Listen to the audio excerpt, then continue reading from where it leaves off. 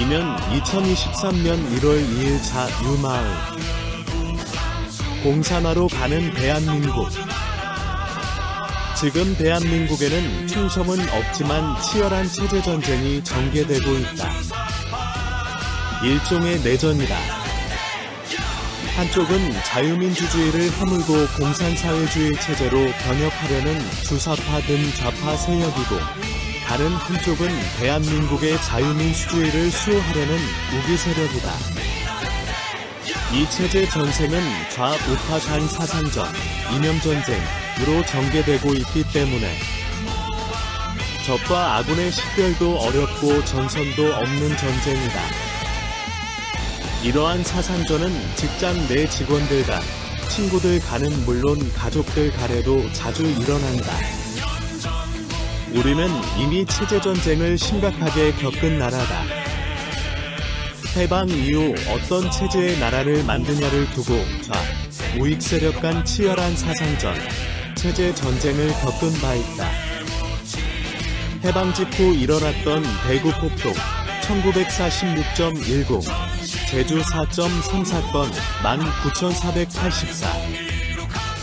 대한민국 건국 직후 일어났던 여순반란 사건, 194,810 등이 그것이다. 북한의 남침으로 시작된 6.25 전쟁은 세계전쟁사에서도 가장 참혹한 전쟁이라고 평가될 만큼 민간인 피해가 컸던 전쟁이다. 군인들만 싸운 게 아니고 마을에서 좌우 주민들끼리 죽이고 죽는 처절한 일이 일어난 사상전, 체제전쟁이었다. 북한군이 마을에 나타나자 좌파 주민들이 환영대회를 하고 붉은 완장을 차고 앞잡이 노릇을 했다. 이들은 지주, 자본가, 경찰가족, 군인가족 등 우파 주민들을 반동분자로 지목하며 집집마다 샅샅이 뒤져 찾아내 처형하는 데 주도적 역할을 했다. 6.25 전쟁을 겪은 노인들은 한결같이 그때가 되니 이웃이 더 무섭더라 라고 고백하는 것이다. 그만큼 지역 주민들 간 사상전, 체제전쟁이 무섭다는 것이다. 그런데 6.25 전쟁이 70여 년이 지난 대한민국이 다시 공산화의 길로 줄다름질 치고 있다. 전쟁을 겪어 반공의식을 무장했던 세대는 서서히 가고 1980년대 대학가에서 폭발적으로 성장했던 주사파들이 30여 년이 지난 뒤 정치권은 물론 대한민국 전반을 장악하고 있기 때문이다. 문재인 정권은 어떤 정권인가? 고영주 변호사는 일찍이 2013년 문재인은 공산주의자다. 그가 대통령이 되면 대한민국이 적화되는 것은 시간 문제다 라고 말했다가 기소당하는 등 고통을 당했는데 최근 대법원으로부터 무죄 선고를 받았다. 이렇듯 문재인 대통령은 2010년에 쓴 자서전 운명에서도 자신의 사상관을 드러냈는데 남베트남이 공산화될 때 희열을 느꼈다. 그러나 노무현 정부 때 간첩을 잡는 국가보안법을 없애지 못한 것이 가장 뼈아팠다. 고하는 대목이 그것이다. 그가 대통령이 된 후 우파 세력을 적폐청산이라며 숙청한 후 자신감을 가진 듯 평창동계올림픽 개막식 연설에서 김일성이 가장 심혈을 기울였던 지하간첩 조직인 통역당의 주모자 심영복에 대해 존경하는 한국의 사상가 심영복이라고 세계 만방에 공개했다. 바로 그때 더불어민주당에서는 헌법 개정안을 발의했는데 자유민주주의 헌법을 인민민주주의 헌법으로 고치려 했다. 자유민주적 기본질서라는 용어에서 자유 글자를 삭제한 바 있고 양심의 자유를 사상의 자유로 교체를 했었다. 사상의 자유를 헌법에 명시하는 순간 국가보안법은 사라지고 공산주의, 사회주의, 주체사상 등 북한의 사상이 아무 조건 없이 교육, 선전, 조직하는 자유가 보장되는 것이다. 문재인 정권은 헌법 개정이 무산되자 법률, 명령, 조례 등 다양한 우회적 방법으로 체제 교체 작업에 돌입했고 문재인 정권기 내내 속도를 늦추지 않았다. 좌익운동권 출신인 김문수 경산호 위원장은 빨리 간파했다. 본인이 좌익 노동운동을 할 때 주사파를 많이 겪었기 때문이었다.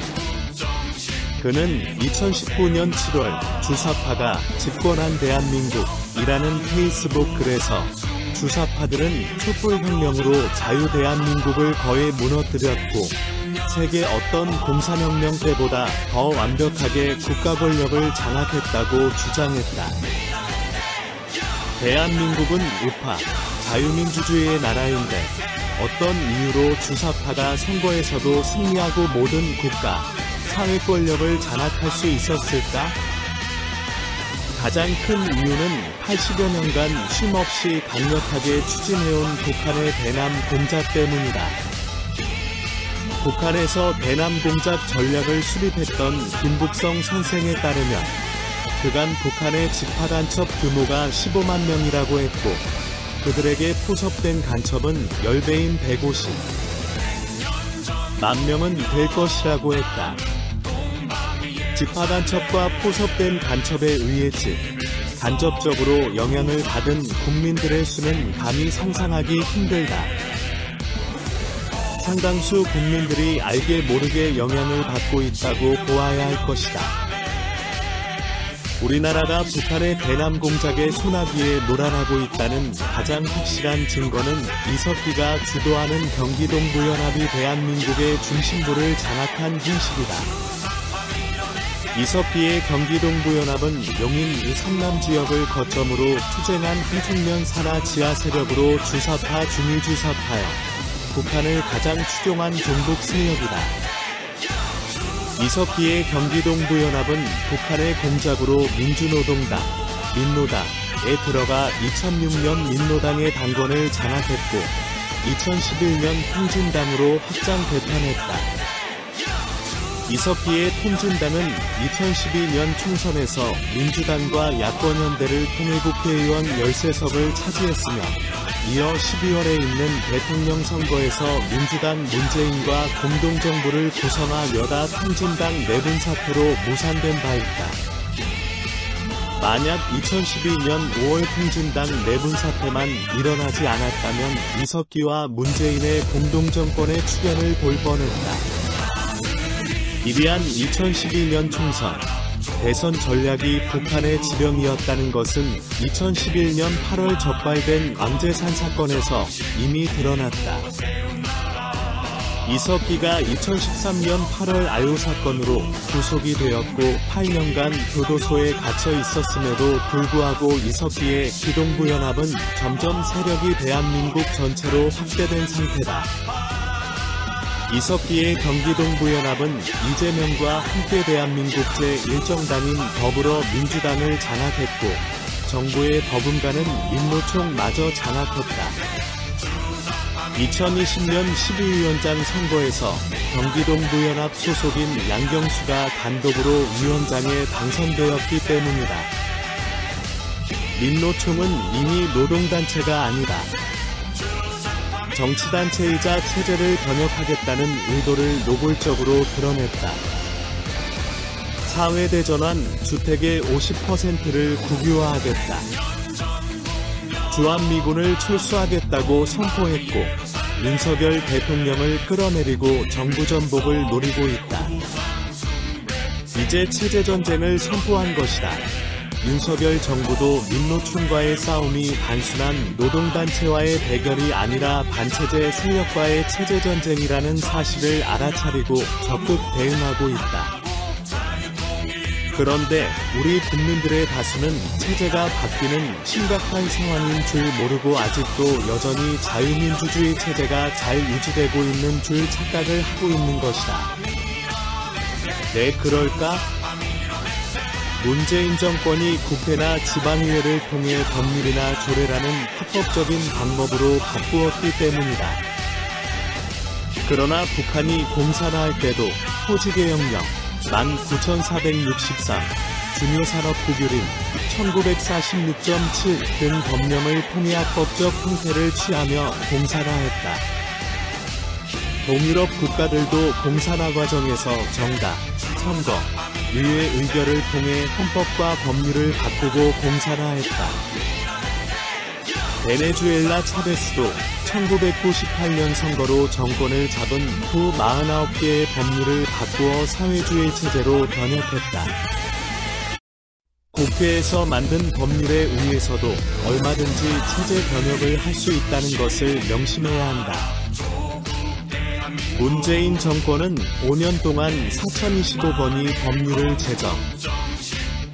개정했고 제안된 법률안 수만도 2만 3천여 건이 넘고 8만 건 이상의 조례를 개정했다.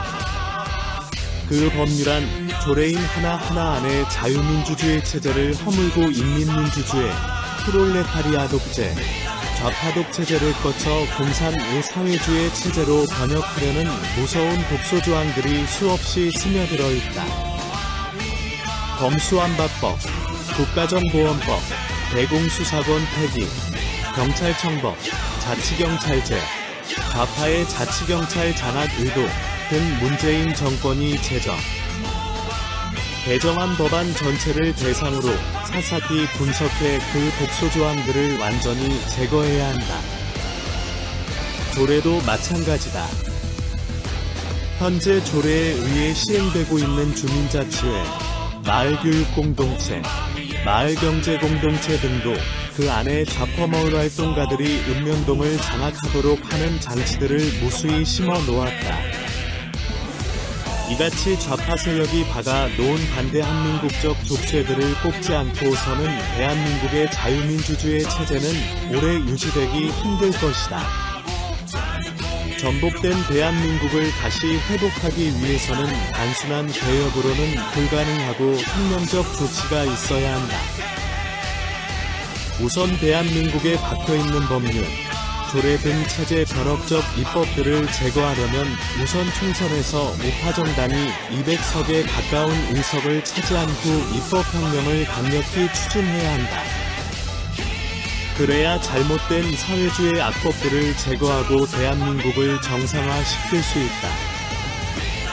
우파정당이 200여 석을 차지하려면 우선 국민, 유권자의 다수가 이 문제의 심각성을 깨달아야 한다. 그래서 자유마을운동이 필요한 것이다. 그러면 어떻게 주민들을 깨우칠 수 있을까? 대한민국 3,506개 마을에서 좌파 세력의 실체를 꾸준히 알리는 주민 깨우기 운동이 가장 효과적이다. 대한민국 국민들 속에는 6.25 전쟁의 결과로 각인된 반공기저정서가 깊이 내재되어 있다. 공산주의는 안 돼 나는 사상적 각성이 노인 세대에 깊이 각인되어 있다. 젊은 세대들도 자유민주주의를 좋아하고 북한과 같은 공산사회주의 체제를 싫어한다. 그럼에도 불구하고 좌파 세력이 모든 분야에서 우세를 점한 것은 일반 국민들이 진보세력, 민주세력, 평화세력 등으로 포장한 반체제 세력의 실체를 잘 모르기 때문이다. 그들의 정치적 속임수에 속아서 그렇다. 그래서 주민 깨우기 운동이 필요한 것이다. 자유마을운동을 통해 대한민국은 체제전쟁 중 다시 마을로 가는 체제전쟁 등 소책자 배포 등 주민 깨우기 운동을 적극 전개해야 한다. 주민들에게 알려야 할 사항은 두 가지다. 하나는 현재 대한민국은 심각한 체제전쟁 상황임을 알려 위기의식을 갖도록 하는 것이다. 두 번째는 체제위기를 가져오는 세력이 민주세력, 진보세력으로 거짓 포장하고 있는 주사파 등 반체제 세력이라는 사실을 주민들에게 일깨우는 것이다. 이를 통해 좌파 세력의 양의 팔을 벗기고 늑대의 본질을 드러나도록 해야 한다. 국민의 다수가 두 가지 사실을 알고 단호히 대응하는 날, 대한민국의 체제전쟁은 사실상 막을 내리는 것이다. 주민자치 기본법 공산화의 길목. 주민자치 기본법 안1 숨겨진 진실. 주민자치기본법 제정을 결사 반대한다. 주민자치기본법 입법 시도를 즉각 중단하라. 주민자치기본법. 도대체 무엇이 문제인가? 마포 성리산마을, 전국 읍면 동마을 공동체 모델 맞나? 주민자치회 좌파가 국가의 풀뿌리를 장악하려는 것 아닌가? 주민자치회 사회주의 체제의 마을 공동체 구축하려는 것인가? 주민에 대한 촘촘한 그물망 감시체제, 인민위원회 부활인가? 주민자치회는 국가재정을 빨아먹는 하마인가? 면동은 지역 좌파들의 먹잇감. 불보듯 뻔하다. 주민자치 기본법 공산화의 길목. 2000지음 296쪽 출판 대추나무. 광화문몰에서 구입 가능합니다. 1522-8681